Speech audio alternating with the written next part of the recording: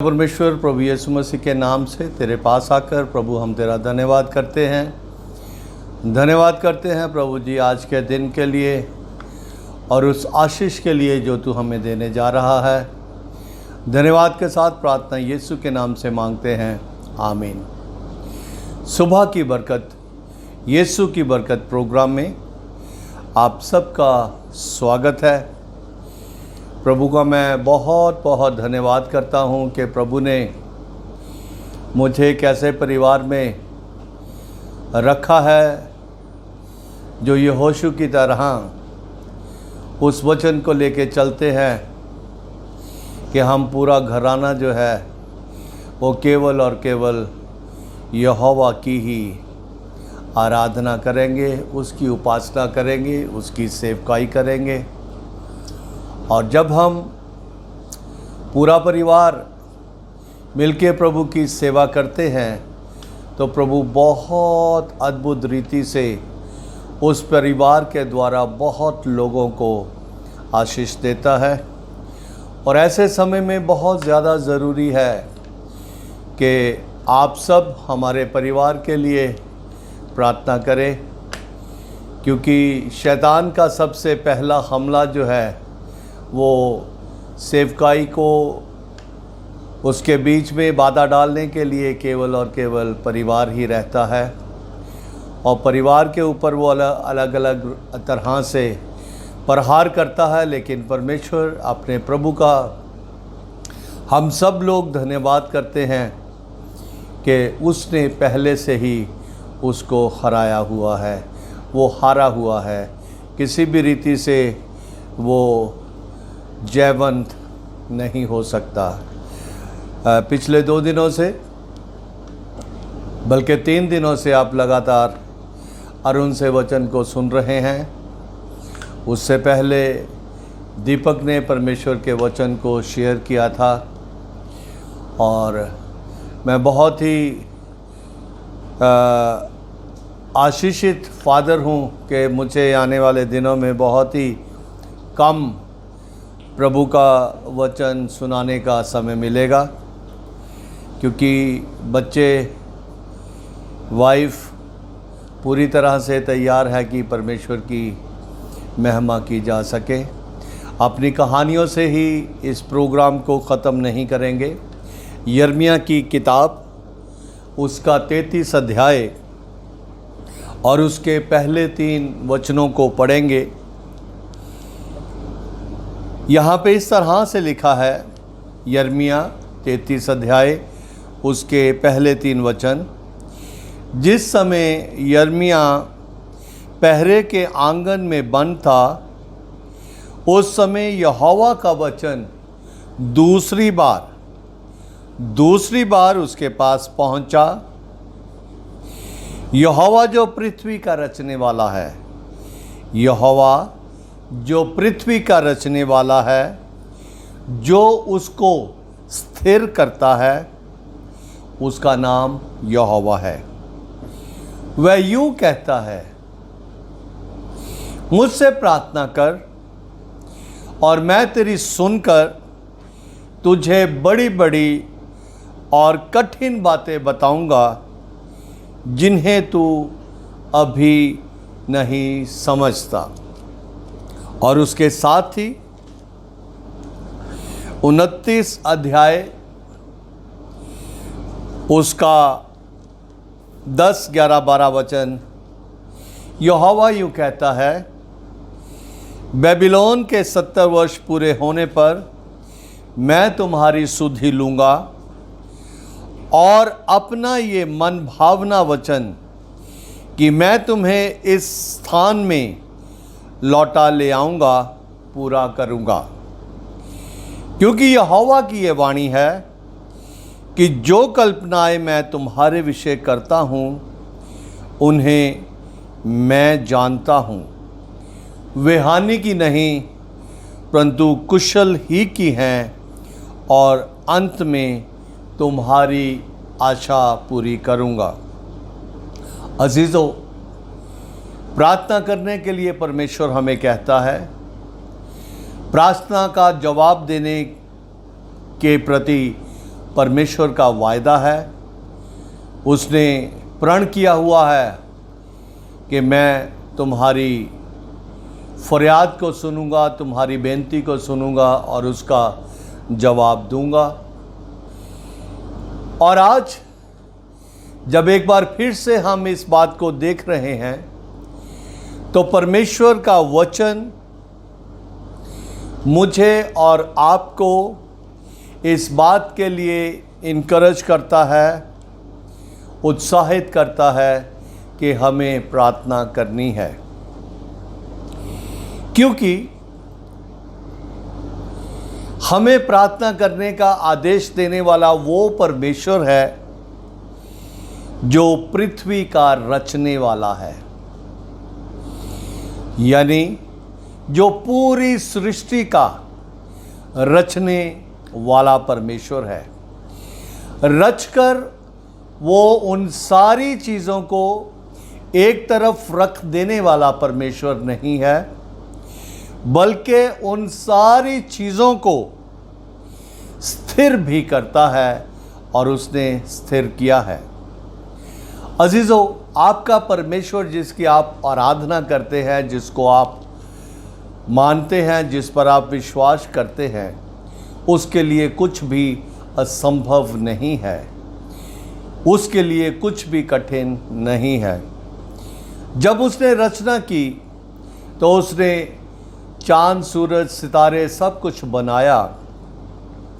अब कोई भी जगह जो है, कोई भी चीज़ जो है, वो किसी सहारे के बगैर टिक नहीं सकती, लेकिन आपके परमेश्वर ने जो सूर्य को बनाया है उसको किसी भी चीज़ की सपोर्ट नहीं है।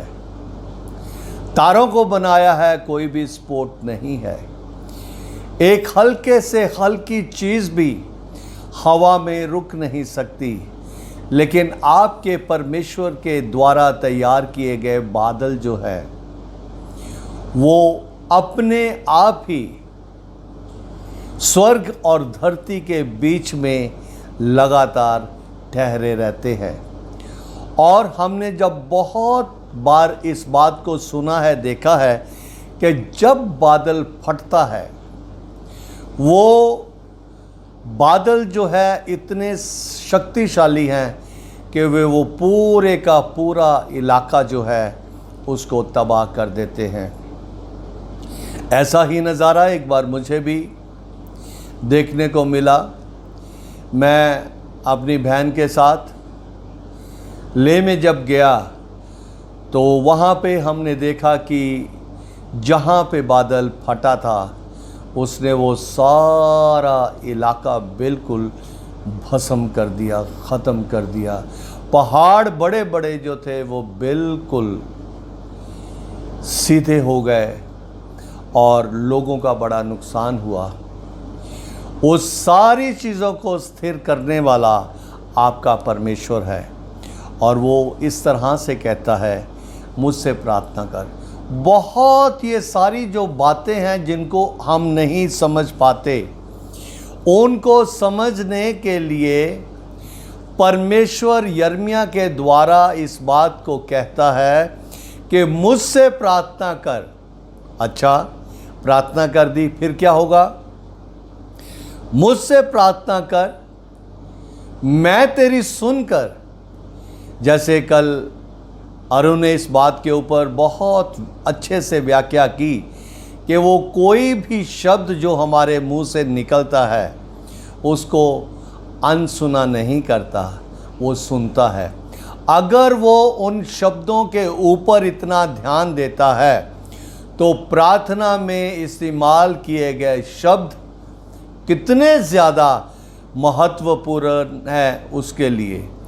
परमेश्वर उन सारी बातों को सुनता है और उसका जवाब देता है। लिखा है कि मुझसे प्रार्थना कर, मैं तेरी सुनकर तुझे बड़ी बड़ी और कठिन बातें बताऊंगा जिन्हें अभी, यानी कि प्रार्थना करने से पहले और प्रार्थना का जवाब आने तक, जिन सारी बातों को कठिन बातों को तू नहीं समझता वह तुझे मैं बताऊंगा।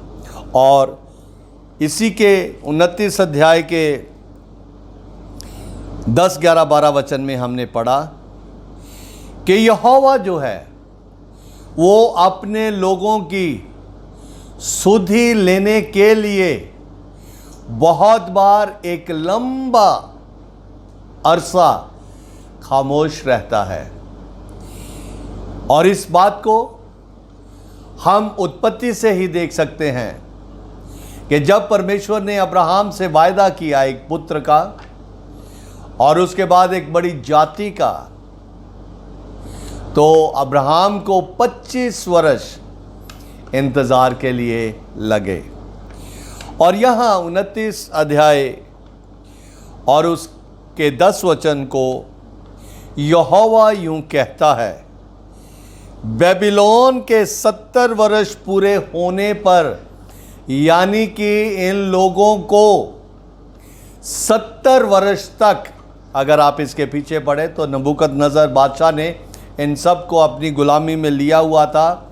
और यहोवा यूं कहता है कि बेबीलोन के 70 वर्ष पूरे होने पर मैं तुम्हारी सुधि लूँगा। उन लोगों की सुधि ली जा सकेगी जो लगातार परमेश्वर पर भरोसा रखेंगे और लगातार परमेश्वर की बातों को मानेंगे। मैं तुम्हारी सुधि लूँगा और अपना ये मन भावना वचन कि मैं तुम्हें उस स्थान में लौटा ले आऊँगा पूरा करूँगा। अजीज़ों, मेरे और आपके लिए परमेश्वर ने एक जगह तैयार की है। इस सारे गुलामी के समयों में परमेश्वर ने उनसे वायदा किया है कि 70 साल जब पूरे हो जाएंगे तो मैं तुम्हारी सुधि लूँगा। और 12 वचन में इस तरह से लिखा है, तब उस समय जब 70 साल पूरे हो चुके होंगे, उस समय तुम मुझे पुकारोगे और मैं आकर, स्वर्ग से नहीं, मैं आकर